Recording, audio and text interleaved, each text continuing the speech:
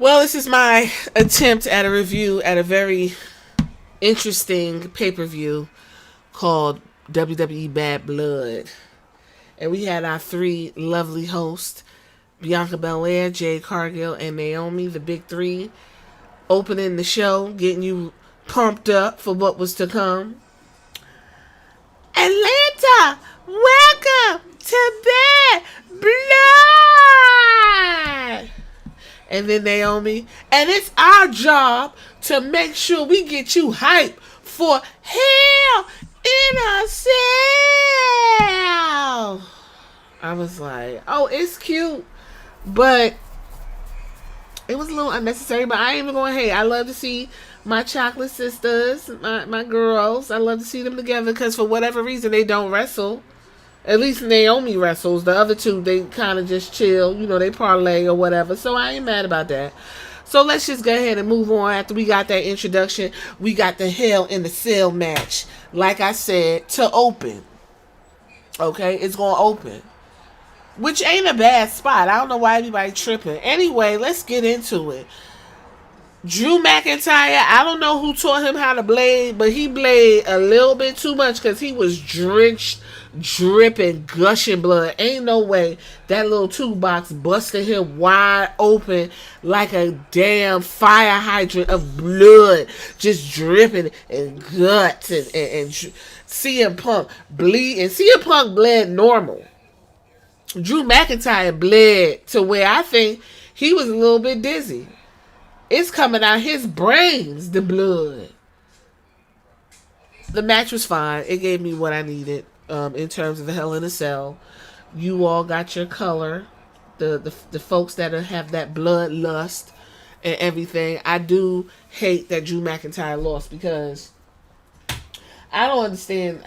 To be honest with you, I don't understand the story no more. I don't know what's happening because he let this old motherfucker. And no, 48 ain't old, but compared to Drew McIntyre, like, give me a break. He let him get the best of him, and he ended up losing. So, I would have liked the Claymore spot that I came up with. He could have got that Claymore and just started swinging it and had CM Punk ducking, and then bow, that Claymore catch CM Punk in the ribs, and then the blood. Like, you could have just did all kinds of crazy shit, but whatever, I take what it is. It was cute. It was cute. What's next for Drew? Who knows? CM Punk got out there, collapsed, had to get some oxygen, played into that old man, don't know how he made it through. You know, that's about it. So let's go on into Nia Jax versus Bayley. I didn't know Nia and Bayley didn't have any chemistry because damn, what the fuck? It was a lot. It was a lot going on. It was a lot of botches. It was a lot of stuff that was taking place. I'm sorry. This just wasn't what it needed to be. But I will say Nia looked absolutely fabulous. She looked fabulous. And when she did the Annihilate on Bayley, she looked good. It looked like she said, bitch, you ain't getting up from under me. Okay, then we had Tiffy come in there once again, looking stupid, not using her briefcase. The way I would have bust Nia across her head and pinned her and took that goddamn belt, bitch, you gonna have to run me down to get that belt. Nia can't catch her, but we still gonna get teased to the abyss about this Money in the Bank briefcase, which is fine. It was cute. Damian Priest versus Finn Balor had no business being on the card, and that's just what it felt like. It felt like he had no business being on the card. Okay? I don't know what the fuck was happening.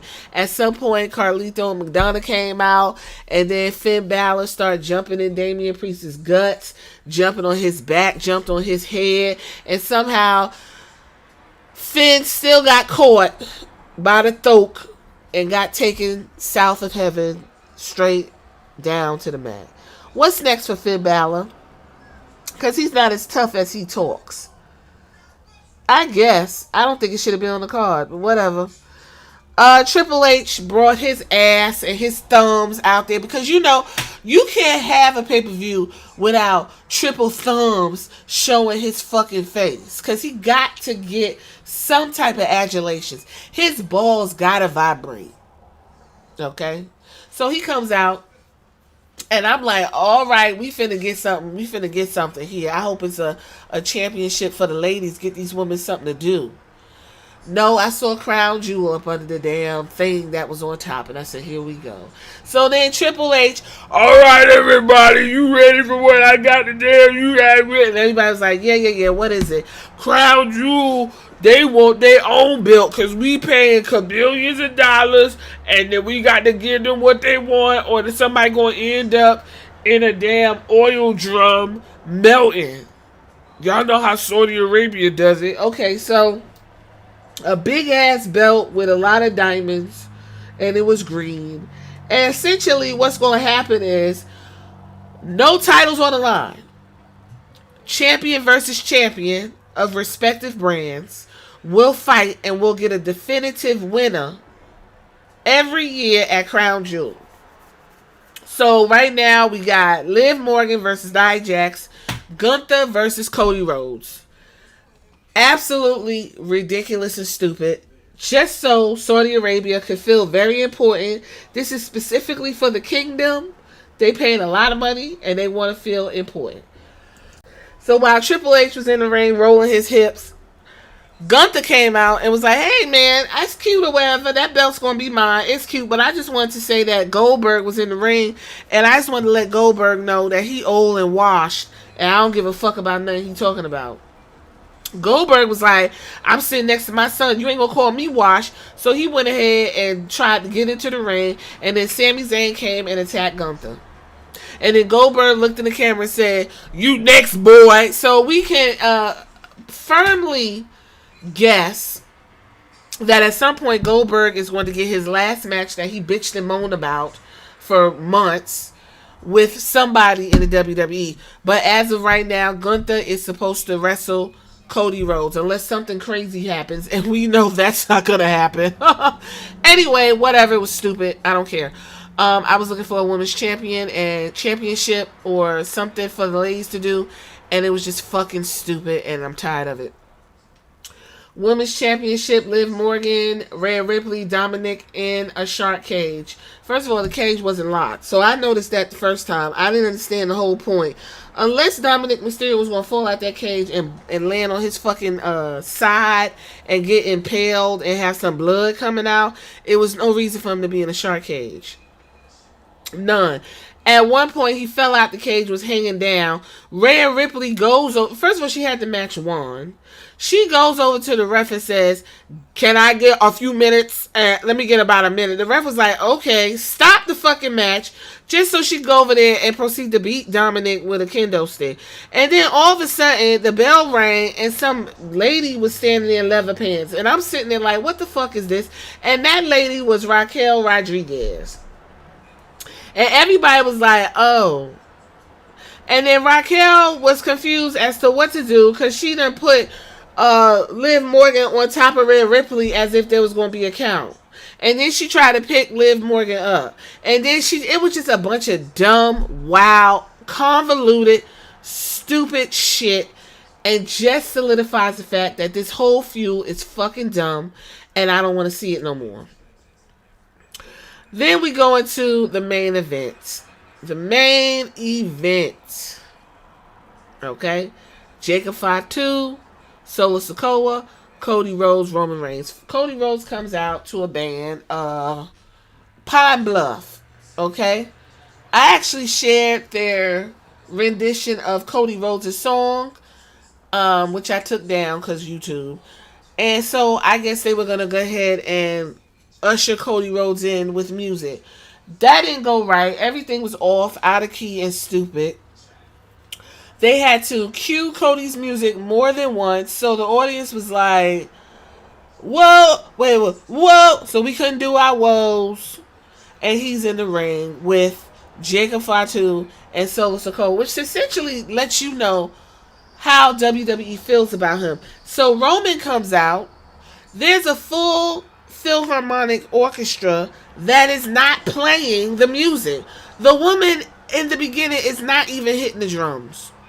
So Roman comes out looking as good as he want to look, real lean and mean, but he looked buck naked without what we're used to seeing for years and years and years. He looks like something's off. Got in the ring, got the match going nice and slow. We played into the audience, played into the whole, Cody really kind of overplayed it, took a little bit too long. The Tongans ran their ass out there, and, whatever. Listen, the highlight was Jimmy Uso. Jimmy's back, and Jimmy helped Roman win. There you go. That's it. Ain't nothing to write home about. And then while everybody's in the ring, feeling each other, Jimmy, we happy. All of a sudden, the Rock comes out. Everybody's like, oh. The Rock comes out, stands up there looking like somebody's uncle. And he does this throat sign, 3, 2, 1, turns around and leaves. Now, y'all said he was making some type of statement. I thought he was just cueing his music to leave.